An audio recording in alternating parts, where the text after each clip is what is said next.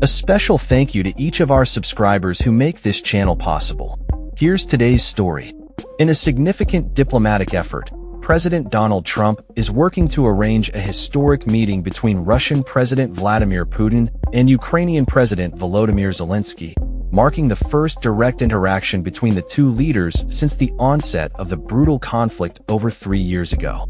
During an appearance on Fox and Friends, Trump emphasized the importance of allowing the two leaders to meet independently before he steps in, acknowledging their fraught relationship.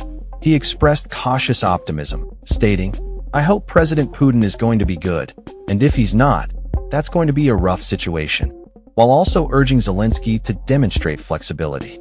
The initiative follows a series of high-stakes discussions at the White House on August 18th, where Trump, Zelenskyy, and European leaders convened to address critical security guarantees in a potential peace deal.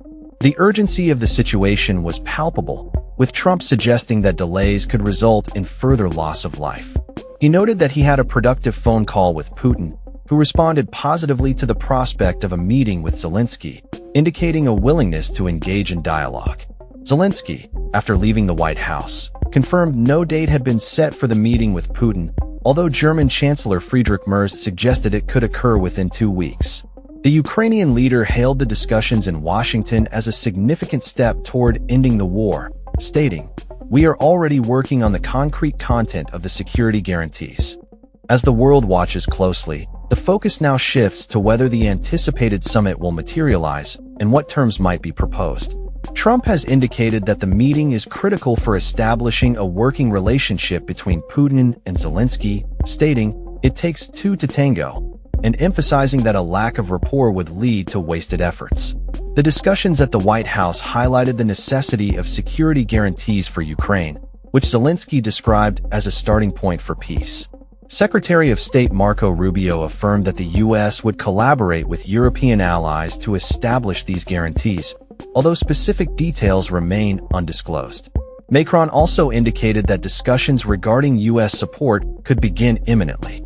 Trump's remarks suggested a potential shift in the U.S. stance towards military support, as he noted that European leaders are prepared to deploy personnel and that the U.S. could assist with air support. However, he clarified that NATO membership for Ukraine remains off the table, a significant sticking point in negotiations.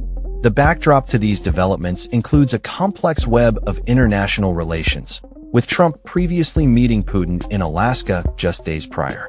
The outcome of these talks could reshape the geopolitical landscape, as both leaders face immense pressure from their respective nations and allies. Zelenskyy, who has faced criticism in the past for his leadership style, appeared to leave the White House feeling optimistic about the potential for progress. The stakes are high, with the ongoing conflict having resulted in tens of thousands of casualties and a humanitarian crisis. As the situation evolves, the international community remains hopeful that a peaceful resolution can be achieved, but skepticism lingers regarding Putin's intentions and willingness to compromise.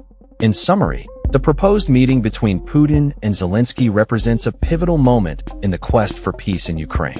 With Trump at the helm of these negotiations, the world is watching closely to see if this diplomatic effort will yield the desired results or if it will falter under the weight of historical animosities and geopolitical complexities.